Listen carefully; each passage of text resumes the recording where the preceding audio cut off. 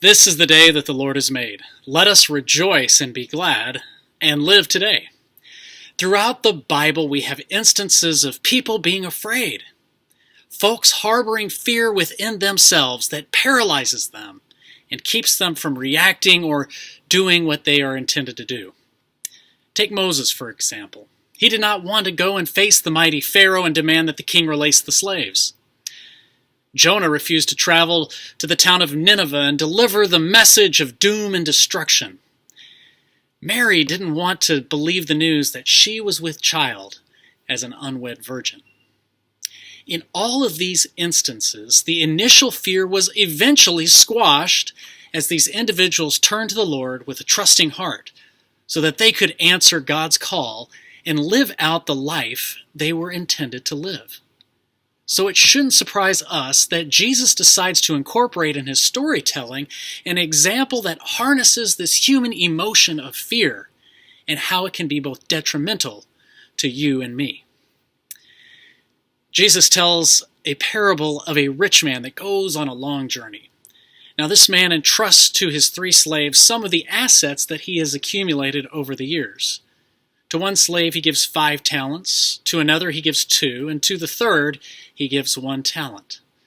To help you understand the magnitude of this responsibility that these men are taking on, let me inform you that a talent was equal to 15 years of wages for a laborer.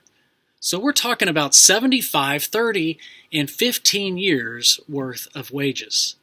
That is some serious dough. Serious dough with some serious responsibilities.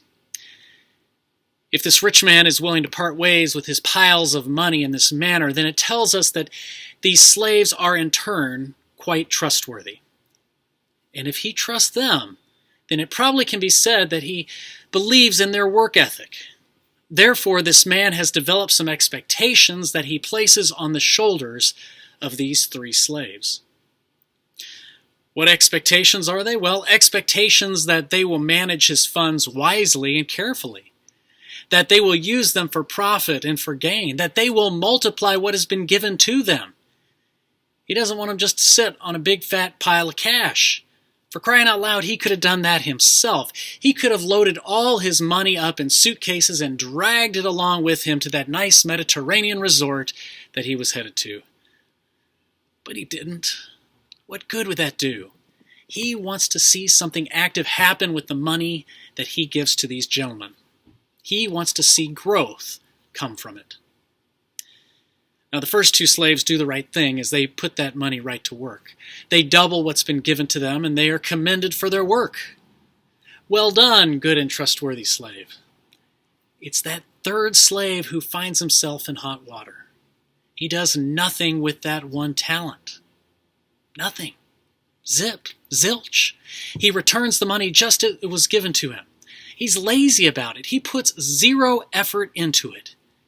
He doesn't even try. Well, why? Because he's scared. He is afraid of what the master might do to him if, for some strange reason, he loses a portion of the talent that was given to him. He even says this in his sorry excuse. He says, "Master, I knew that you were a harsh man, reaping where you did not sow and gathering where you did not scatter seed. So I was afraid, and I went and I hid your talent in the ground." Sorry, man. Wrong answer. And wrong course of action, too. Instead of thinking of all the wonderful possibilities that were just waiting ahead for him, he began to doubt his own abilities, and he asked questions like, well, what if I mess up? What if I lose it all? What if I disappoint the master? As I hear this story being played out, I can't help but place myself in the shoes of that 3rd slave.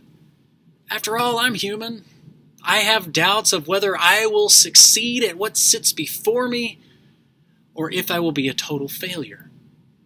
Fear gets the best of us all, and we sometimes think that just doing the status quo is better than extending ourselves and showing our vulnerability and our weaknesses. We would much rather play it safe than risk it all and come up short. I mean, am I right? I don't want to look silly.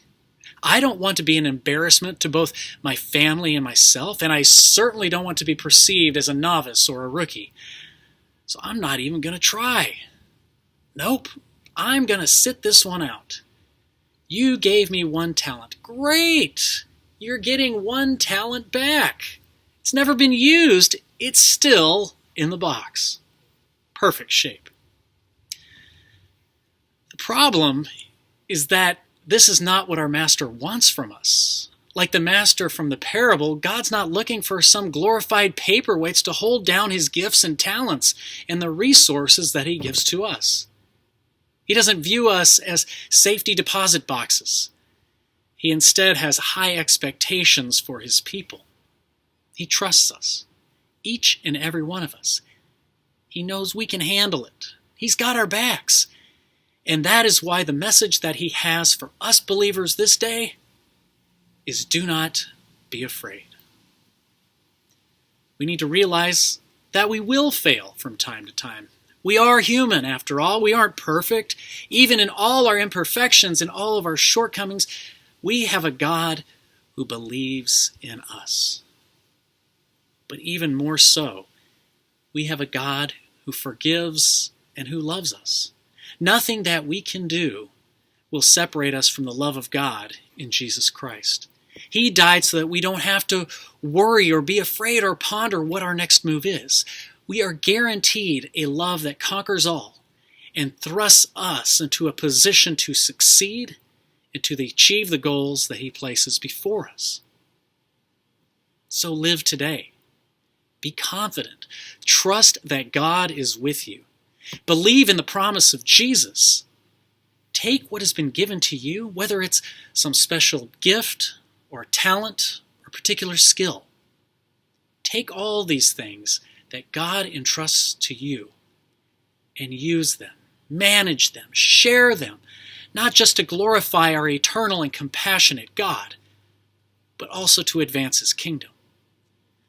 All God asks is that you don't sit on them and bury them.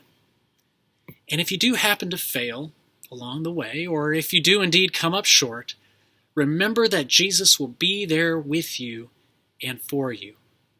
You have absolutely nothing to be afraid of. Amen. Remember as you go about your day that yesterday is gone, tomorrow does not yet belong to you. So why not live today, knowing that you never walk alone? See y'all next week. Later.